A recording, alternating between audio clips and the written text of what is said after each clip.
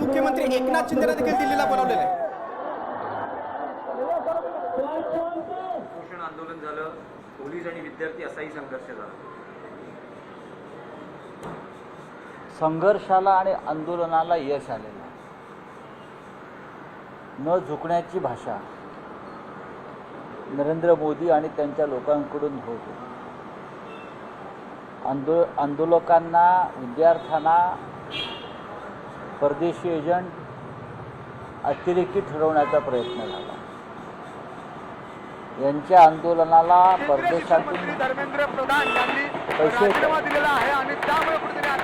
अशा प्रकारच्या बातम्या पेरल्या गेल्या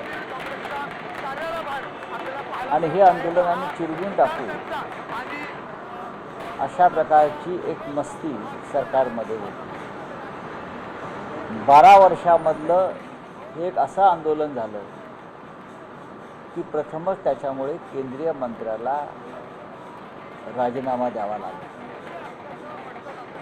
लोकशाही जी या देशामध्ये मृतप्राय झाली होती, त्या लोकशाहीला जीवदान देणारी ही आजची घटना आहे आणि त्याबद्दल या देशातल्या तरुण वर्गाचं अभिनंदन करावं तेवढं थोडं।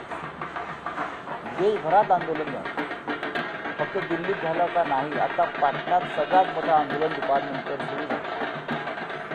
त्यानंतर दिल्लीमध्ये पुन्हा एकदा जंतर मंतरवरती अश्रुधुराचं नळकांडा फोडला आला, तरीही विद्यार्थी पुढे सरकू लागले आणि त्यानंतर हा राजीनामा झाला।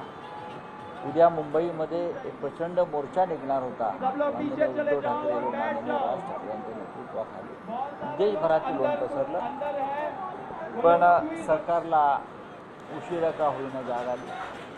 त्यासाठी अनेक तरुण विद्यार्थ्यांची डोकी फोडावी लागली, रक्त सांडावं लागलं, हाडं मोडून घ्यावी लागली। दुर्दैवानं हे घडलं, पण त्याचं फळ एक चांगलं मिळालं। एक भ्रष्ट अकार्यक्षम मंत्री केंद्रीय मंत्रिमंडळातून त्याला मोदींना अखेर घालवावं लागलं, नाहीतर मोदींना स्वतः जावं लागेल या भीतीपोटी त्यांनी शेवटी केंद्रीय मंत्र्याचा राजीनामा घेतला। आत्ता उद्धव ठाकरे व राज ठाकरे यांची एकत्र पत्रकार परिषद ही मातोश्रीवर होते, आपण तिकडे यावं। नाही राऊत साहेब, तुम्ही मोर्चाचा उल्लेख केला, उद्या मोर्चा निघणार आहे का, त्याचं स्वरूप काय असेल? आता एक हा की या आंदोलनामध्ये किंवा ह्या संपूर्ण संघर्षात 20पेक्षा जास्त मुलांनी आत्महत्या केल्या। त्यानंतर जंतर मंतर परिसरात दिल्लीमध्ये शेकडो विद्यार्थ्यांवरती हल्ले झाले पोलिसांनी। अशा परिस्थितीमध्ये त्यांना पाठिंबा देण्यासाठी हा एक मोर्चा उद्या निघणार होता, त्याची तयारी झाली, पण आता त्याचं रूपांतर हे मोर्चापेक्षा एका विजयी रॅलीमध्ये झालं। पण 20 मुलं मरण पावली असताना विजयाची रॅली घ्यावी असंही वातावरण आमच्याकडे नाही। तरी उद्या आम्ही हजारो लोक शिवतीर्थावर छत्रपती शिवाजी महाराजांच्या पुतळ्यासमोर जमणार आहोत। कार्यक्रमात थोडाही बदल झालेला नाही। आत्ता जी पत्रकार परिषद होते त्याच्यामध्ये उद्धवजी व राजसाहेब त्या संदर्भात भाष्य करतात। एकच प्रश्न आहे की या मोर्चाचं नेतृत्व अभिजित तिटके आणि सोनम वांगचूक उपोषण आंदोलनाने आणि एकूण व्यासपीठावर जे होते, पण संपूर्ण युवा शक्ती या आंदोलनाशी जोडली गेली होती। तुम्ही या विजयाचं किंवा सरकारच्या केंद्रीय मंत्र्याच्या राजीनाम्याचं श्रेय नेमकं कोणाला देता? युवा शक्तीला, ज्याला तुम्ही जेन झी म्हणता, ती रस्त्यावर उतरली नसती, त्यांनी लाठ्या खाट्या खाल्ल्या नसत्या, रक्त सांडलं नसतं, डोकी फोडून घेतली नसती, उपोषण केलं नसतं।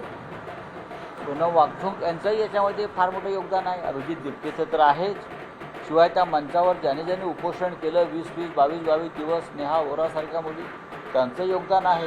हजारो विद्यार्थी गेल्या 25 दिवसापासून तिथे ठाण मांडून बसले आहेत। अनेक विद्यार्थी, मग कलकत्ता असेल, पाटणा असेल, मुंबई असेल, पुणे असेल, नागपूर असेल, रस्त्यावरती उतरले, त्याच्यामुळे सरकारला गुडघे टेकावे लागले। एक शेवटचा प्रश्न की केंद्रीय मंत्री धर्मेंद्र प्रधान यांच्या मंत्रिपदाचा राजीनामा होतो आणि महाराष्ट्राचे मुख्यमंत्री देवेंद्र फडणवीस यांना तातडीनं दिल्लीला बोलवलं गेलेलं आहे. कारण समजू शकलं नाही, पण त्यांना दिल्लीला बोलवण्यात आलं. म्हणजे त्यांना दिल्लीला यासाठी बोलवलं असेल, आता तुम्ही उपोषणाला बसा, सरकारला काहीतरी काम पाहिजे ना. बघा, त्यांचे बॉसेस, पॉलिटिकल बॉसेस दिल्लीमध्ये, मुंबईत आहेत का, महाराष्ट्रात आहे का, त्यामुळे एकनाथ शिंदे, सुनेत्राताई पवार, प्रफुल्लभाई पटेल, तटकरे, मिंधे